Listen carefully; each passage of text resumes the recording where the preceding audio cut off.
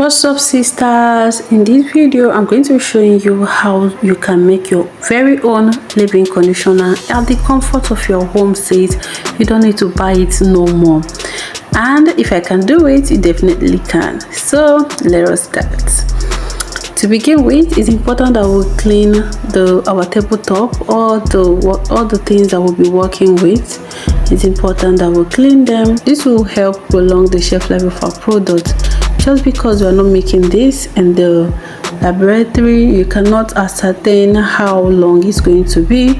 So by cleaning the surfaces and all the things that you'll be working with, you're going to help increase the shelf life of your product.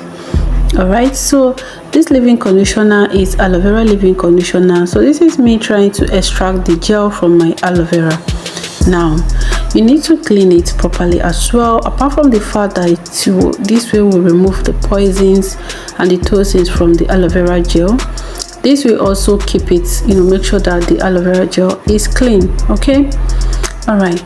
So to make your leave-in conditioner, emulsified leave-in conditioner, there are three phases, right? There is phase A, which is the water and any water soluble. There is phase B, which is the oil and any oil soluble, and then phase C, which is the part where you add your preservatives and the rest of them. Okay, so in my phase A, I'm going to be using aloe vera and a tea, rosemary tea that I brewed overnight.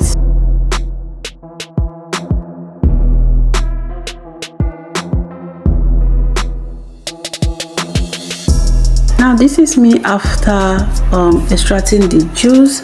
I'm going to sieve it. Using a double sieve like this will prevent the foam from penetrating, and this will make the work faster. Instead of leaving it out for the foam to dissolve completely, you can just do it this way.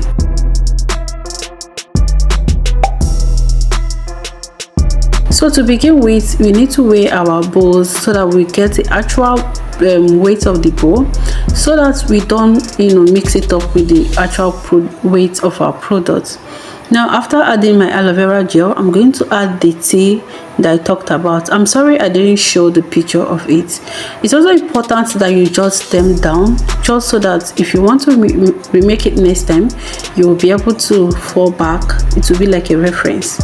Now for my oil phase, I'm going to be using cetyl alcohol, BTMS 50. I'm going to be using cocoa butter, shea butter. I'm going to be using some oils, almond oil, and my DIY growth oil. You can choose to use everything that I used, or you can choose to use just a few. It doesn't matter. The most important thing is to use the emulsifying wax. If you want to add butter, if you want to add oil. Just because I'm looking for a cream that would act like a cream and also a leave-in conditioner, that's why I'm adding all this, everything that I use to make butter, but it's going to be emulsified butter. I don't know if I'm making sense. So now I'm going to be weighing it. The moment that you add your first product, it's important that you tell. I believe all the measuring scale has a towel or tail in it. I don't know what it's called, that third button. So you are going to see me press it often and often. This is for me to not mix up the weight of the previous products. I hope I am making sense. Just watch, and if you have any question, ask me in the comment section. Okay.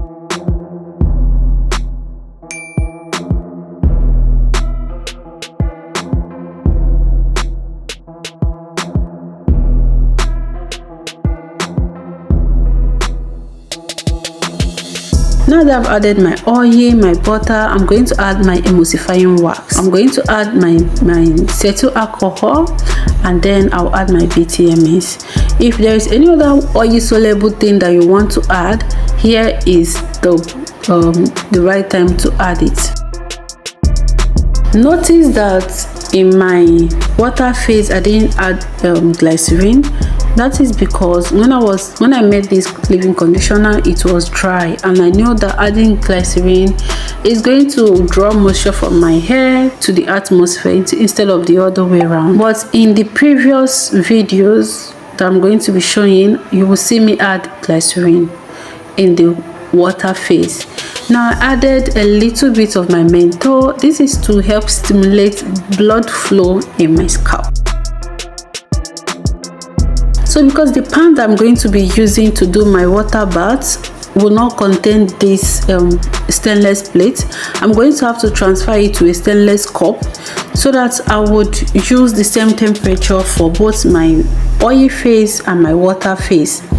Now it's also important that you measure the complete weight of your oil phase, just so that if there is any that evaporated during the bath, during the water bath, you can, water bath is boiling method, double boiling method. So any one that evaporated, you can easily top it up after you measured it once again. Now to prevent your water from evaporating too much, you can also cover it with a foil like so. This will prevent it from evaporating, will prevent the water from escaping too much. Alright, after I am done doing the double boiling method, getting the two to be in the same temperature, it is now time to mix it up. Now because the butter that I'm using have some small particles in it, I choose to sieve it again. So I'm sorry for the mess, guys. I'm going to clean it up in a bit. Okay, so this is me trying to homogenize. English is such a big word. My oil phase and my water phase together. You know how oil and water does not mix together? Adding emulsifying wax is going to mix it, is going to make the two to combine together by force. So I prefer to use this kind of emulsion blender because of the speed. It's going to help to bind these two together faster, all right, so that it doesn't break. So then I quickly popped it up in the fridge just to allow it to solidify quicker, because on this particular day I was in a bit of a hurry. But you can leave yours to stay a little bit, mixing it up after once in a while to make sure that it solidifies.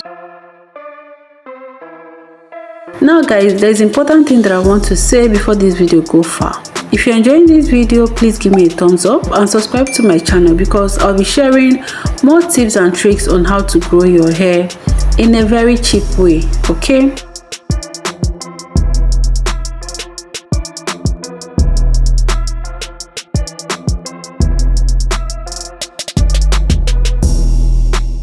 so then now is phase C. I'm going to be adding here, I'm going to be adding my preservative, my vitamin E, which is an antioxidant.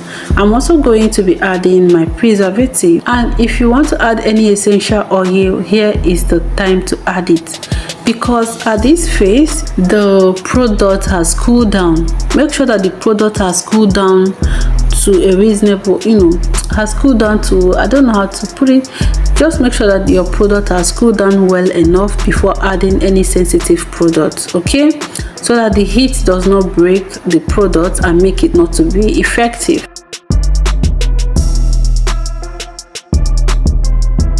So after adding my phase C, I'm going to mix it up once again, and once I am done mixing it up, my leave-in conditioner is ready. All right, okay, before I close this video, I want to please let you know that beeswax is not an emulsifying wax. Let me say it again, beeswax is not an emulsifying wax. Don't make the mistake that I made last year when I just started formulating. That's the story for another day, but don't make the same mistake. Don't use beeswax to, beeswax cannot bind water and oil together. All right. So guys, this is me showing you how effective this cream is. Something that I made at the comfort of my home. Can you imagine the coils that it is giving? It is giving. So I am super proud of myself, and by the time you make this, I'm sure you'll be proud of yourself too.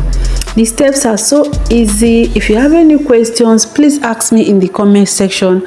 I'll be on the lookout for any questions that you might have. Okay, I am not a professional formulator. I am one who is trying, and that is why I said if I can do this, see it, you definitely can, because I have no knowledge in chemistry, but I am able to watch and learn. I am sure, I am convinced that you would also understand this. And guys, if you enjoyed this video, please don't forget to give me a thumbs up and subscribe to my channel if you like content such as this, or if you're looking for an affordable way to grow your hair this year 2025. All right guys, until I come your way next time, my name is Favor. Please take care of yourself and remain blessed. Bye.